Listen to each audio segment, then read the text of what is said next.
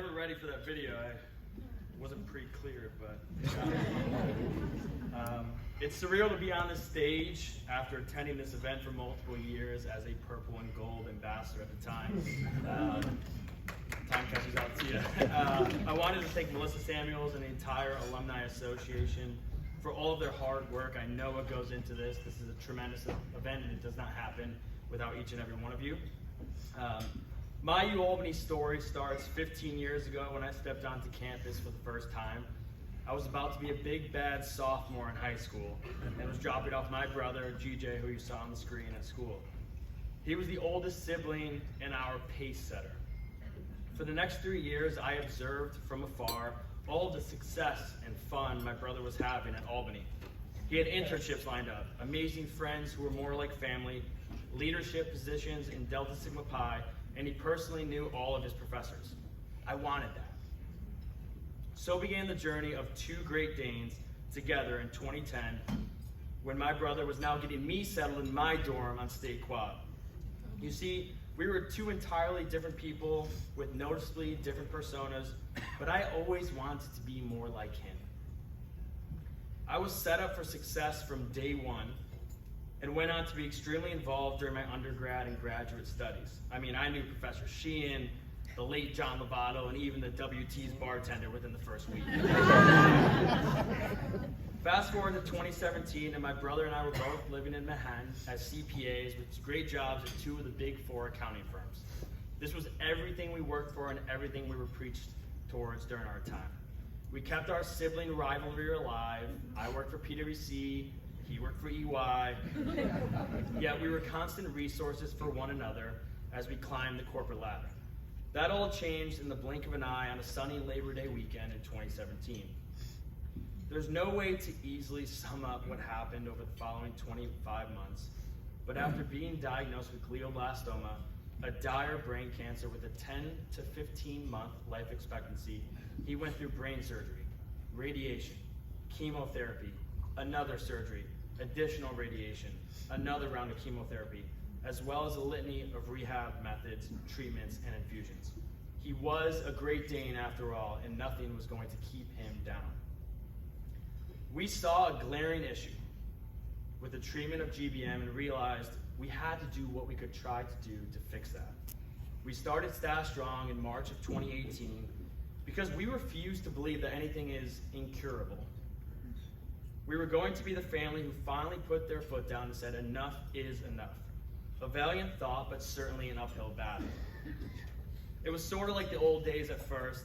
The two of us put our heads together like the old days to run an org, just like we had done in the Purple Room at the UAlbany Library when we co-founded a scholarship tournament for School of Business students. This time it was noticeably different. My brother was sick. He was on the timeline. And although I refused to believe it, I knew this was the case. I thought if I worked hard enough and our family did enough with Stash Strong, maybe we could save him. Maybe we could buy just a little bit more time. That's not how this disease works, but it continues to serve as the driving passion behind everything I do.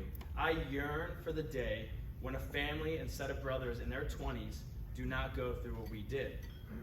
I've since continued my brother's fight in his memory and have created a powerful and inspirational community. We've raised over $2 million as an organization and have funded 17 clinical trials at top research and medical institutions across the country. Clearly, no one can top UAlbany, but Yale, UPenn, Northwestern, Duke, UCF, Miami, and the like are pretty good company to work with and fund. We've been interviewed on national TV, written about in major publications, and even highlighted most recently by the Olympics, but we're just getting started. All of this is done as a fully volunteer-run organization while I continue to work at PwC. Regardless of what your Gala program says, today isn't actually about me. I'm honored, I'm certainly humbled, but this award and screen should have both of our names on it. Throughout college and my career, my brother paved the way. He had been preparing me for years for the moment where I had to be more than just a little brother. It's certainly tough to stand up here, accept an award, knowing your brother and your best friend was lost as a byproduct of it. But he was different. He would look at me in this moment and tell me, you could only control what you could control. And that's what he did during his entire diagnosis. So I will continue to raise sizable funds for brain cancer research. I will continue to inspire and provide hope for families going through this diagnosis. And I will continue to live Staff Strong just as my brother did throughout his 25-month battle. I have too many people to thank, but my friends, mentors, professors, colleagues, and family know what they've done for me and our family over the years and how much I appreciate every single moment. I simply wouldn't be who I am without each and every one of them.